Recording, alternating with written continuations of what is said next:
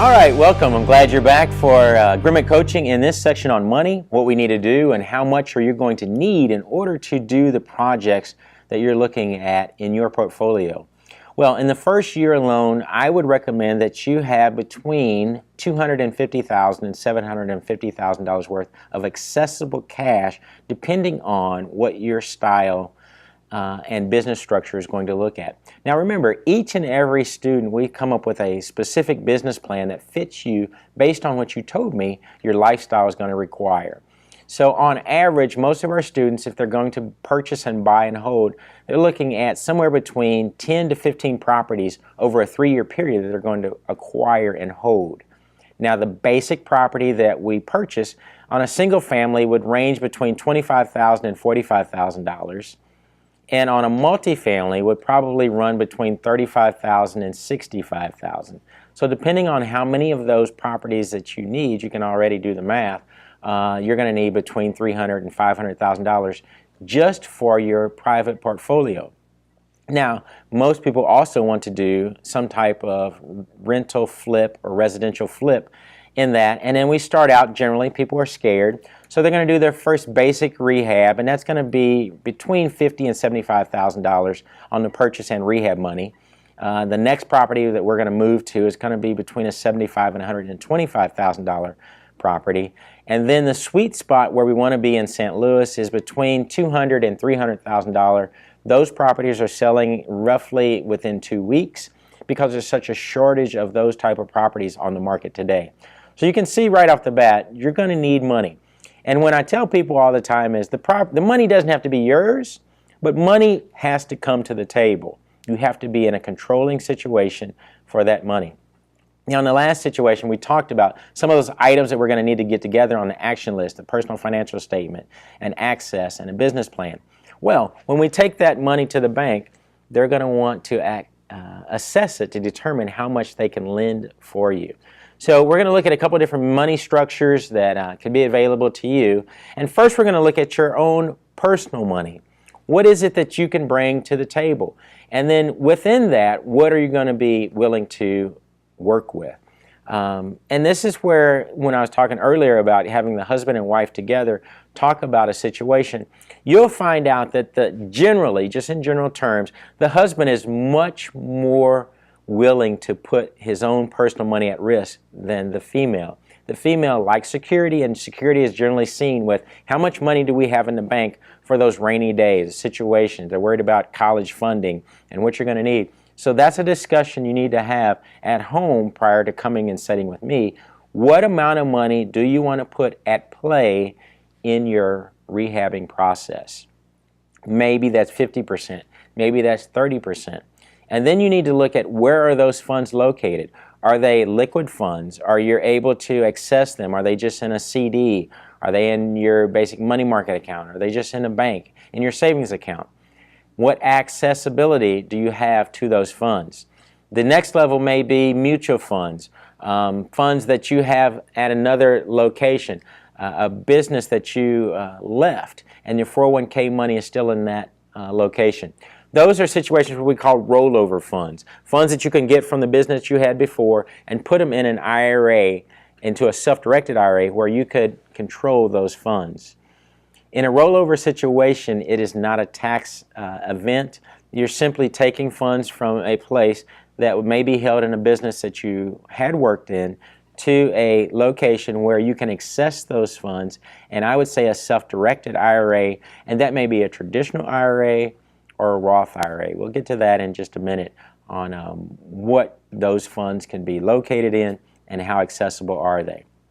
Now, with those funds, you want to know how fast can you access those funds. If you needed to be able to close in 2 weeks, would you be able to access those funds? And in a situation where they're in a savings account or mutual fund or even a CD, typically you could access them quickly. If you have a rollover situation, it may take up to 6 months in order for those funds to transfer. Now typically it doesn't take that long. It's usually 3 to 4 weeks. Once the bucket is set up, which I call the receiving family of funds where the self-directed IRA is going to be positioned, once you establish that location, then they'll petition the funds from the person that you got to receive them, and then once the company where you used to work has received the order to send the funds. They usually send them in 2 to 3 weeks. But that whole process can take 6 to 8 weeks in order for your money to be in position and be in a point where you can access those funds. And it can be as short as 10 days, typically, for you to set up an account when you need to transfer your own private funds. Now, the second aspect that we look at is a traditional bank. When you go to approach a traditional bank, what is the process they're typically going to ask you to subject yourself to in order to get funds? Well, first of all, you have to have stellar credit nowadays. That's 750 plus on your credit score. You have to have some type of asset. Typically, you have a house with equity in it, or you have a 401k where you could draw additional cash. They want you to be able to put down anywhere from between 20 and 25% on the property that you're going to purchase. Now, to give you an example of what I'm talking about, let's say, for example, we're going to purchase a property for $100,000. The bank is willing to put up 80% of that amount, or $80,000, if you would be willing to bring in $20,000 for the deal. So now you've got access to 100% or $100,000. $20,000 was your money, $80,000 is the bank money. And that's pretty typical in today. They're going to be looking at a range between 20 and 25%. They're going to look at your credit. They're going to look at the amount of income that you generate between your husband and wife on a monthly cash flow basis. If you're looking at rental property, they're going to want you to have at least 3 to 4 months worth of reserves in your savings account in case something goes bad or you need to rehab or renovate a project or a furnace goes out. They want to make sure that you're liquid and solvent in case something comes up. The third situation is going to be creating a private bank of funds, and that would be a situation in where individuals maybe you've worked with before have 401k money at another location themselves, or they are retired and they are frustrated with the rate of return that they're receiving from the CD or the bank is offering. And as we record today, that's roughly 0.5% to 1% on their money.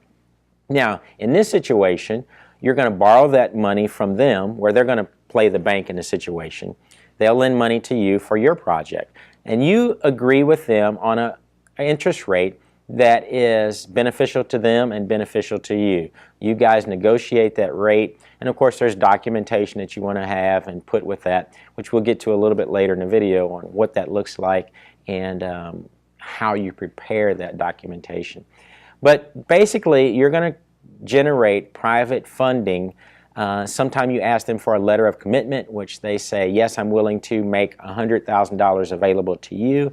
And as one rule of thumb, I try to always get the students to understand, borrow that money for no less than 12 months. Now, you can give that money back to them at the end of the property, but you want to make sure you don't get yourself into a situation where you borrowed money and then the lender has a situation come up in their personal life where they want their cash back, and all of a sudden it's tied up in a property and you're in the midst of rehabbing and there's no way to pull that cash out of the property to give it back to the lender.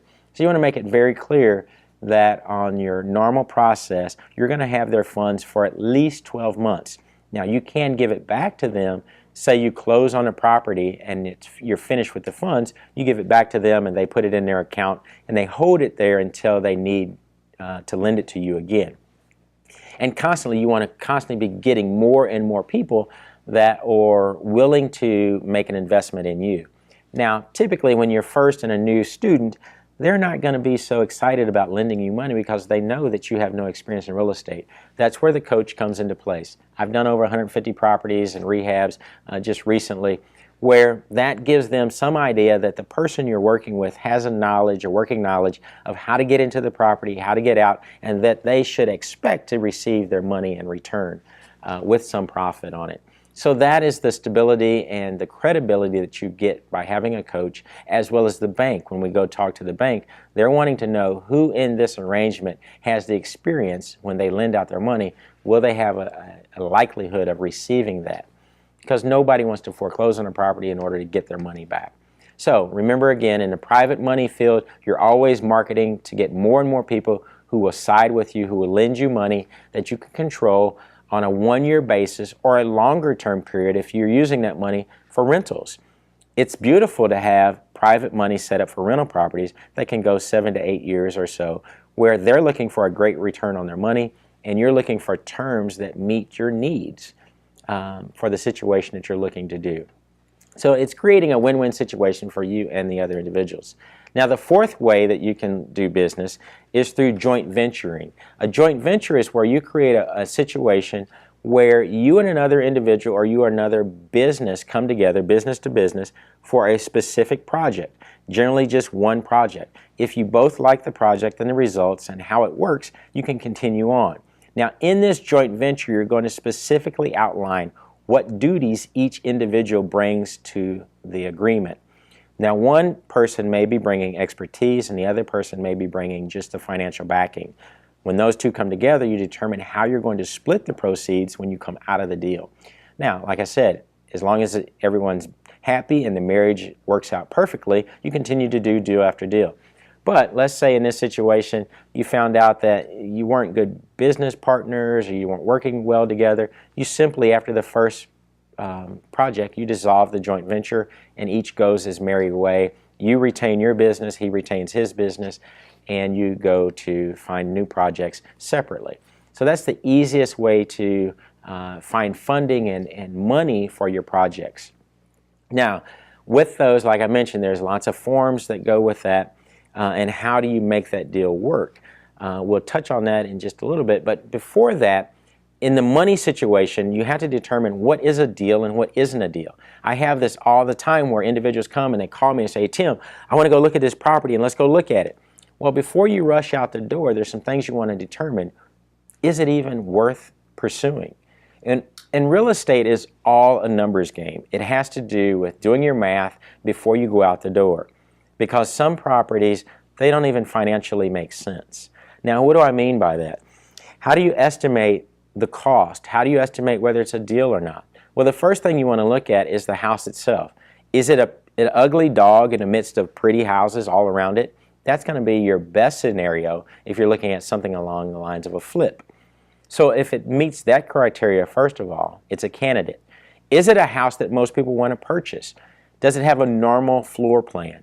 And typically, is it a 3-bedroom, 2-bath, 2-car garage in a nice school district close to shopping and amenities that people are interested in having? If it fits that criteria and it's out of repair or it's had deferred maintenance, that may be a house that you're looking to get involved with. But let's say it has a funky floor plan that nobody wants. You walk in and you say, wow, this isn't a house that I would even want. Most likely it's a house that you want to stay away from unless you're involved in moving walls and doing tremendous alterations to the house.